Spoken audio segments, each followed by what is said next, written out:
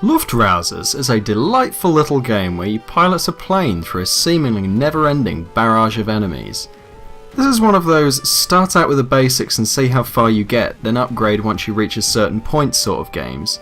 You start out with a basic gun and engine, then as you rack up points toward the next level through multiple playthroughs, you unlock different guns, engines and hulls that do different things.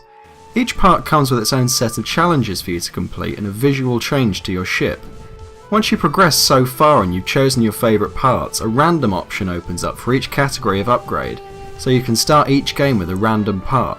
So if you feel your attempts are getting a bit samey, you can let the game mix things up to see if you can get any further than before. The random option also has its own set of challenges to ramp up the difficulty. When it comes to the gameplay, I can only describe it in a similar way that Tuco from Breaking Bad describes Heisenberg's meth. Tight, yeah! The only difference is that I don't feel like beating anyone up after playing it. The movement is stellar and you can really feel the difference to your movement when different parts are equipped.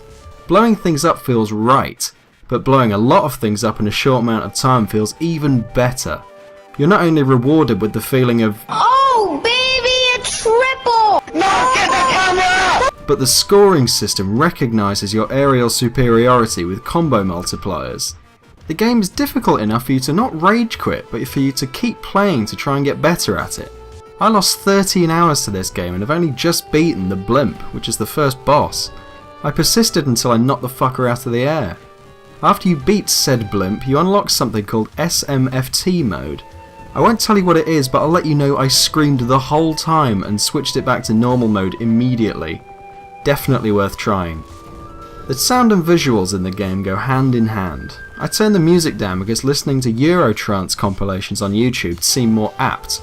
The sound of the explosions though, which I did listen to a lot, sound like they look, if you know what I mean.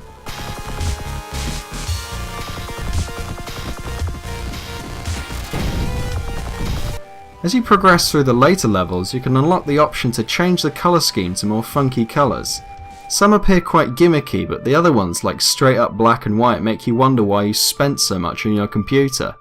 The sound and visuals teamed up with the gameplay gives the whole game an amazing feel to it with tons of replayability. The one and only problem with this would be the menu controls. They are controlled by the arrow keys and whichever button is assigned to fire. You can painstakingly reconfigure the controls, but visually it still prompts you to press X as default to select things. There's also no apparent way to quit the game from the pause menu.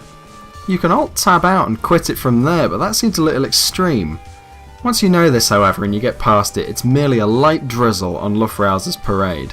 I'd recommend it to anyone who wants to waste a week or two. It's addictive as fuck and you'll play it more than you think if you really enjoy it.